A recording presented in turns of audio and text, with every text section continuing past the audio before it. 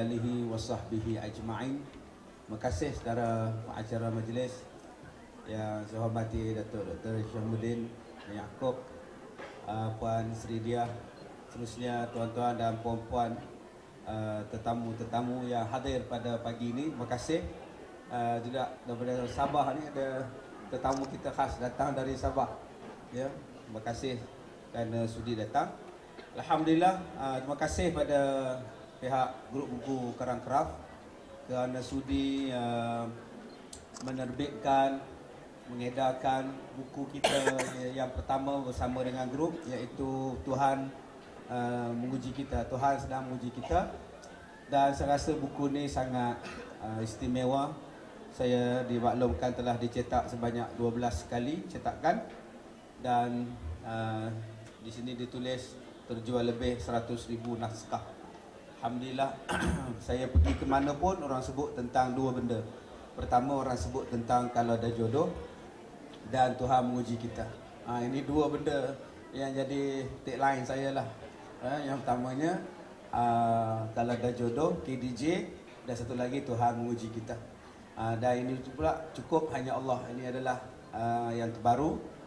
Alhamdulillah, juga rangkuman daripada apa yang saya sebut di dalam ceramah-ceramah saya, dalam kuliah-kuliah saya dirangkumkan. Dan saya tengok di sini, ya, gambar saya ni macam orang lepas sakit je rupa dia. Jadi alhamdulillah tuan-tuan, insya-Allah selepas ini saya telah menyerahkan satu lagi biografi saya, atau biografi saya dengan gambar-gambar dan tulisan-tulisan saya. Mungkin selepas cukup hanya Allah, ada satu lagi buku yang sangat istimewa, yang mengisahkan tentang kehidupan saya daripada kecil sampailah dah tua macam ini. Dan saya harap buku yang kedua ini akan berjaya, dan menyusul pula buku yang ketiga bersama dengan grup buku Karang Kraft juga akan lebih berjaya lagi, kerana saya akan memberikan gambar-gambar eksklusif, barang-barang yang eksklusif yang tidak pernah dilihat di media, di Facebook, di internet dan sebagainya, akan saya tuliskan dalam buku yang selepas ini. Apapun kita, buku ini tuan-tuan banyak menceritakan tentang sifat kita sebagai hamba Allah yang diberikan oleh Allah Ta'ala amanah. Amanah sebagai insan, sebagai diri kita sendiri ada amanah. Amanah kepada Allah Subhanahu Wa Ta'ala, amanah kepada agama, amanah kepada keluarga, amanah kepada masyarakat, dan yang paling awal saya sebut ialah amanah kepada diri kita sendiri. Sebab tu dalam buku ini ada saya sebut tentang sifat kita, iaitu sifat sombong. Ya, satu panjang lebar daripada jilid yang ke-20-an gitu sampailah penghujung ialah cerita tentang sombong saja. Bagaimana sombong boleh hinggap kepada kita, kepada orang yang ada ilmu, boleh dihinggap penyakit sombong pada orang yang perasan diri dia cantik, orang yang kaya, orang yang miskin, orang macam-macam. Sombong ni dia boleh hinggap pada sesiapa sahaja. Dan sombong inilah sifat yang sangat buruk, yang mana sombong inilah yang dapat kepada iblis daripada duduk di dalam syurga, akhirnya dihalau, ya, duduk ke dalam neraka sampailah bila-bila. Ya, aba wastakbara wa kana minal kafirin. Bila sebut dengan sombong, dia akan jadi takabur, dia akan jadi belagak dan sebagainya. Sehingga Allah Ta'ala sebut dalam Quran, innallaha la yuhibbu kulla mukhtalin fakhur. Allah Ta'ala ni tak suka kepada orang yang bermegah-megah dan orang yang sombong-sombong. Jadi Allah tak suka. Dalam Quran disebut berkali-kali tentang Allah benci kepada orang yang sombong, yang belagak, yang angkuh dan sebagainya. Jadi dalam ini juga saya sebutkan tentang peranan kita terhadap ibu ayah kita. Ya, bagaimana tanggungjawab kita memelihara orang tua kita bersama dengan ayah bonda kita yang telah bersusah payah memelihara kita. Tanpa mereka tiada siapa kita ni. Tanpa belayan, kasih sayang, perhatian daripada mak bapak kita, kita takkan jadi apa yang kita ada sekarang. Jadi kejayaan kita adalah berpunca daripada usaha, ya, hasil usaha tungkus lumus mak bapak kita. Tetapi banyak sekarang ini Ya, bila dah sampai peringkat tertentu, mak bapak tak diperdulikan, ayah ibu tak diperdulikan lagi. Bila saya buka sekolah saya sekarang, Pusat Pendidikan Al-Barakah, yang baru-baru ini telah dipilih ataupun diiktiraf sebagai pondok progresif untuk 2014, ya, pondok terbaik peringkat kebangsaan.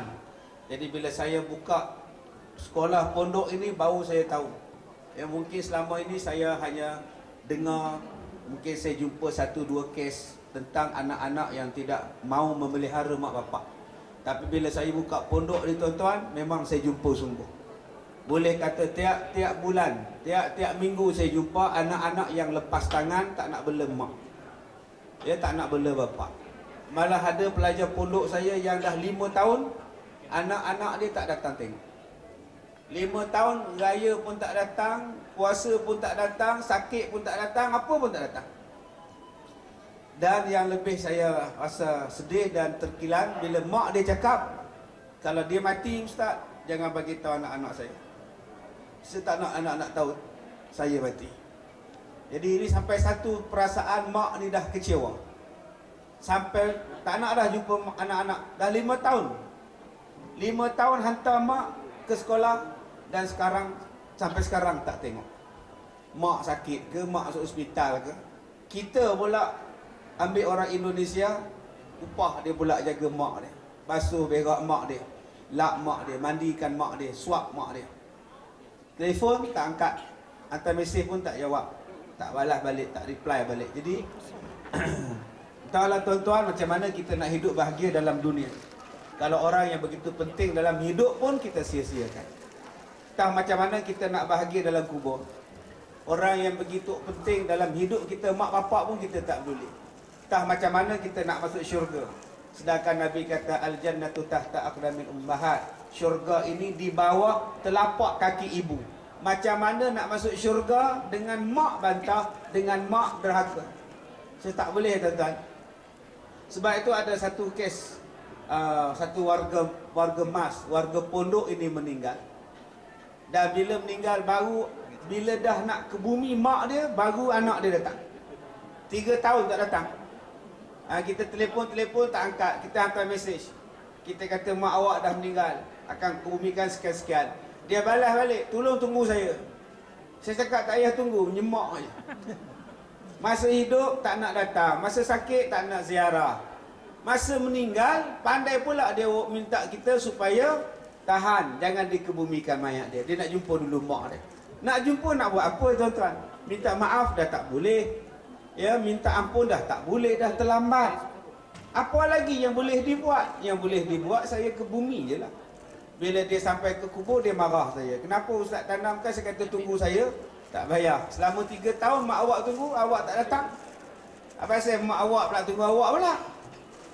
Ini tuan-tuan tu yang saya, dalam siri ceramah saya, baik di radio atau di televisyen, saya tekankan tentang wajibnya kita, pentingnya kita menghargai mak bapak kita. Pentingnya. Sebab itu dalam buku ini pun awal-awal kita sebut di sini bila kita ada ibu dan ayah. Awal-awal disebut kepada kita bila kita ada ibu dan ayah.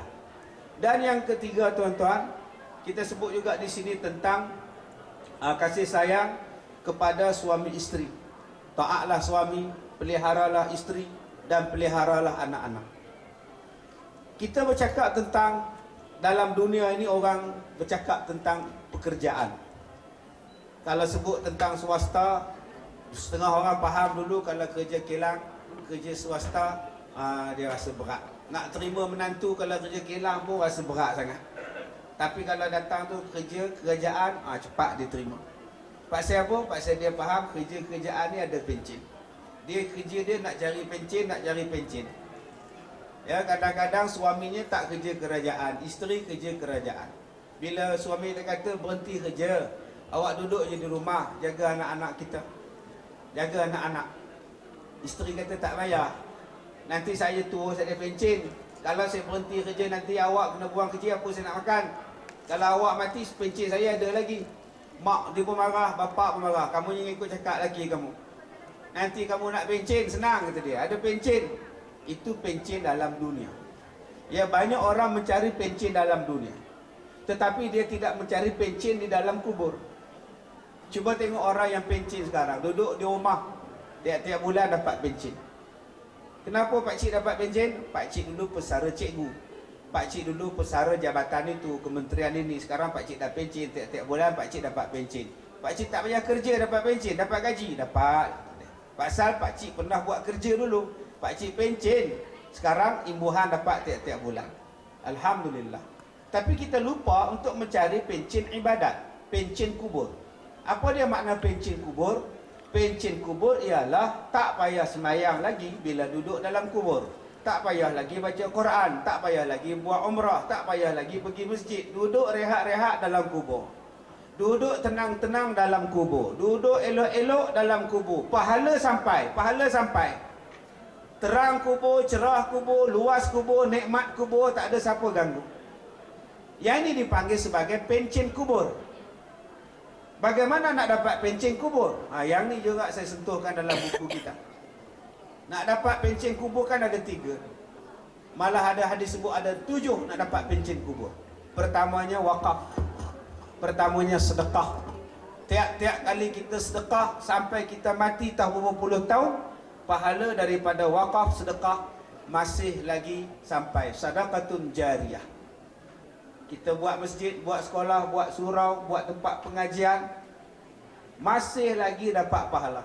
Ini dipanggil sebagai pencen kubur.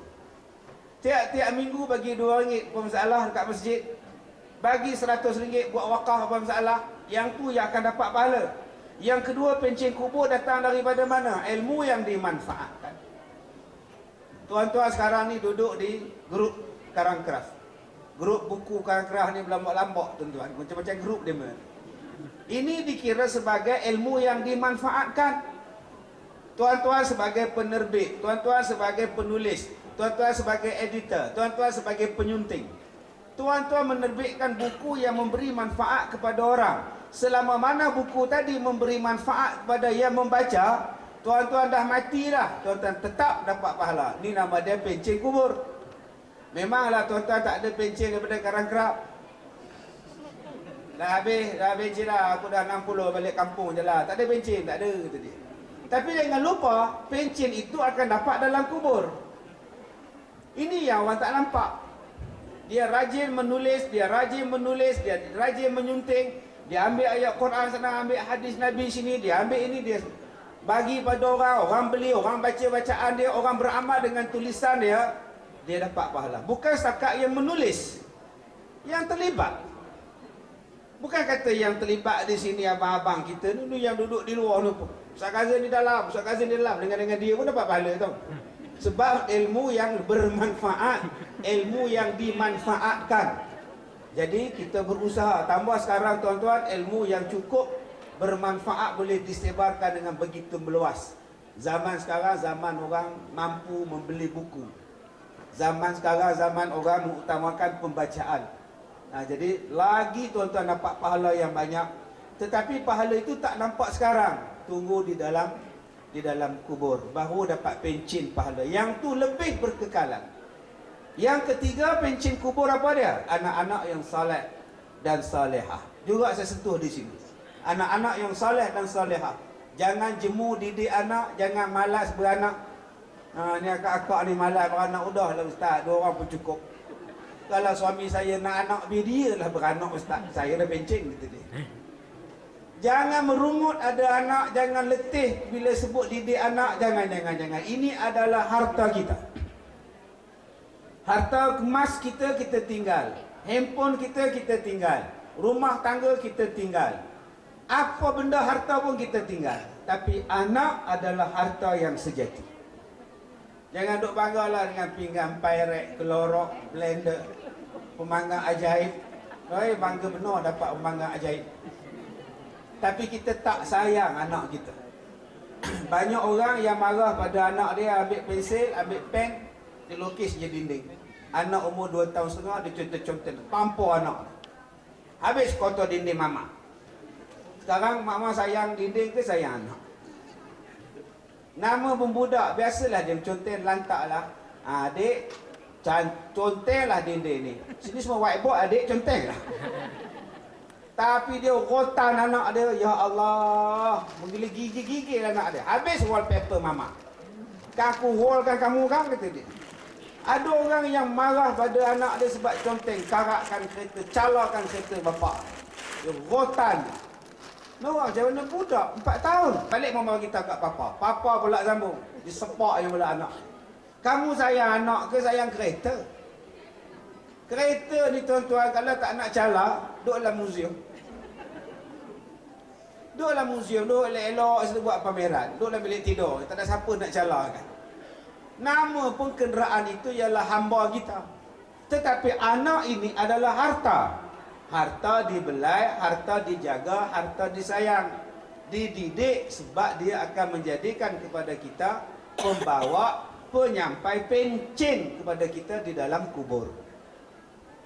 Okey, anak kita semayang sekarang, kita dah mati, anak kita semayang, pahala dia semayang pun share pada kita. Anak kita baca Quran, kita dalam kubur sekarang, pun share pada kita. Bayangkan kita ada 8 anak yang rajin semayang, 8 anak yang rajin mengajar, 8 orang anak yang hafiz Quran, 8 orang anak yang baik-baik belaka. Macam mana mak dia dalam kubur? Tak cerah kubur dia, tak lapang kubur dia. Yang keempat yang dikatakan pencen kubur, apa dia? Pencen kubur datangnya daripada pokok yang ditanam, yang menghasilkan buah, yang menghasilkan makanan pada manusia, pada haiwan. Burung datang makan, yang tukang tanam dapat pahala. Budak sekolah ambil lestik, baliknya buah pelam, makan. Walaupun mereka mencuri, dapat pahala. Sebab tu kita sebagai anak pada Tuhan punya pokok, jangan dilestiknya budak tu. Ni budak tu lestik balik dengan batu buah pelam, kita lestik daripada tingkap. Tak bayar. Ambil galah, tolong jolokkan. Assalamualaikum dan salam sejahtera kepada pengunjung-pengunjung. Saya pun nak tunggu tu ya. Baik.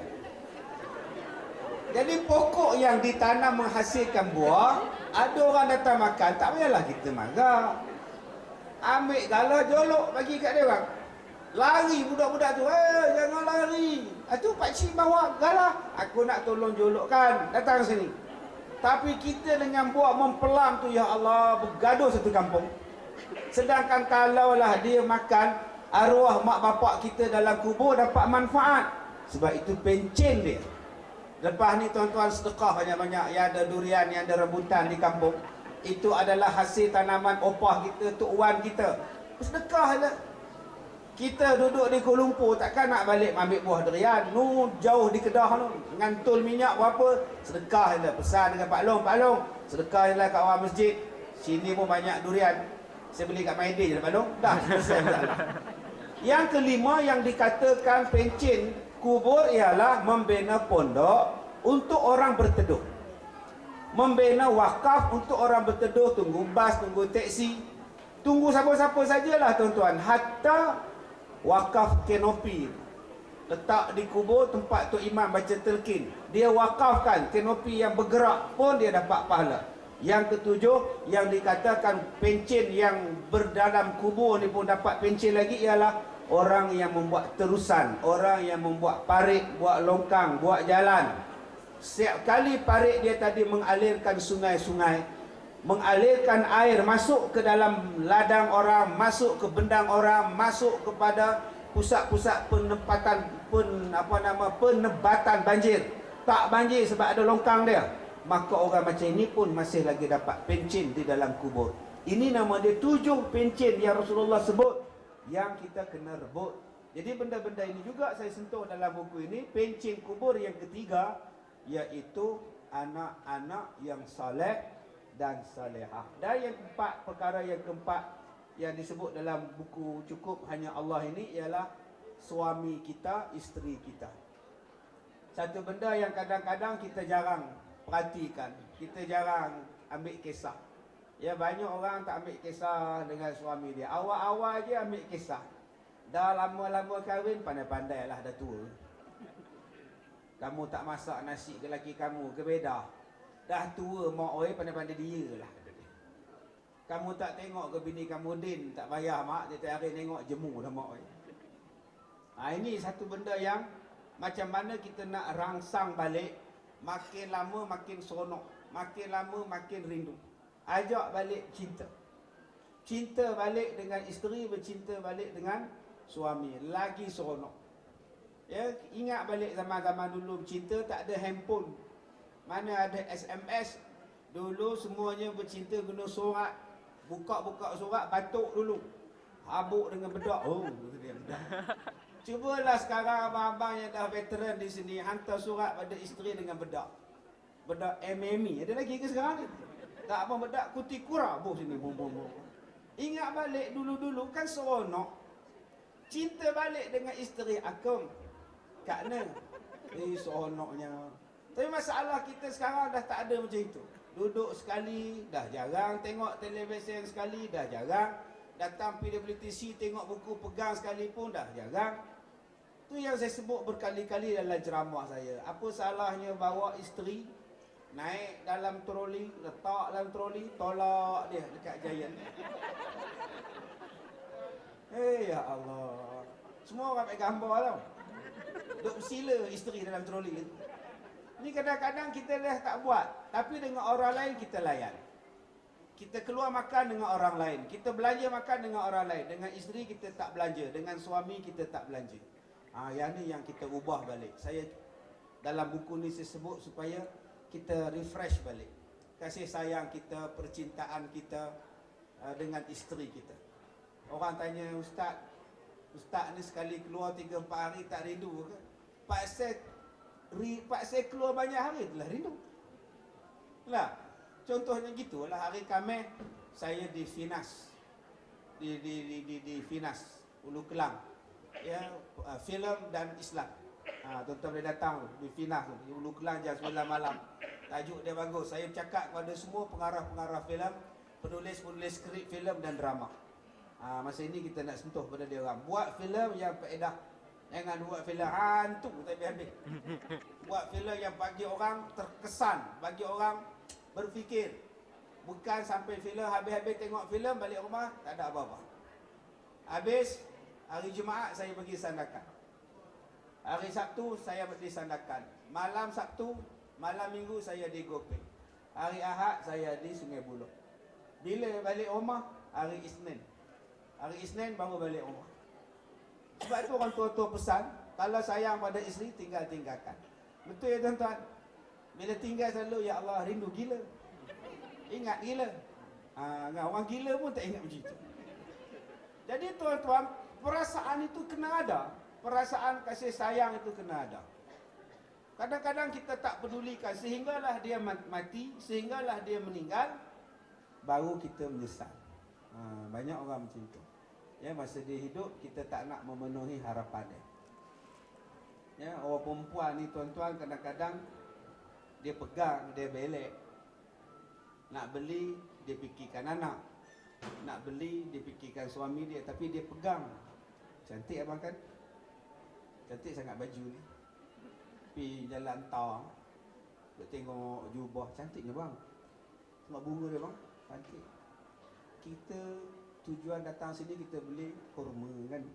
Cari buah baulu, kuih baulu. Yang kamu tengok ni buat apa? Pertumbukan perhatian. Fokus. Banyak orang macam itu. Fokus. Baulu je. Jangan tengok benda lain. Fokus. Jadi isteri kata apa? Memang orang pegang je. Tahu memang tak dapat pun. Maknanya dia nak. Tapi suami tak faham. Buat bodoh ya. Tak apalah, sekarang jangan beli. Balik nanti 2 hari lagi datang balik senyap-senyap. Beli seorang-seorang. Beli mengejut. Tak atas katil dia. Kita masuk bilik mandi, kita mandi. Bila isteri masuk dari dapur, tengok-tengok baju yang dia pegang ada atas katil dia. Macam, apa perasaan isteri? Bentang elok-elok atas katil. Ni bajunya aku tengok dah tu. Beli juga, ya Allah. Mesti dia ketuk bilik air kita. Abang, abang beli juga ke? Kan macam kali tu fokus. Tapi kita tak pernah buat macam itu. Lantak kamu lah. Yang ni yang jadi payah. Begitulah kadang-kadang akak-akak ni, ya, suami suruh buat benda yang remeh pun kita tak nak buat.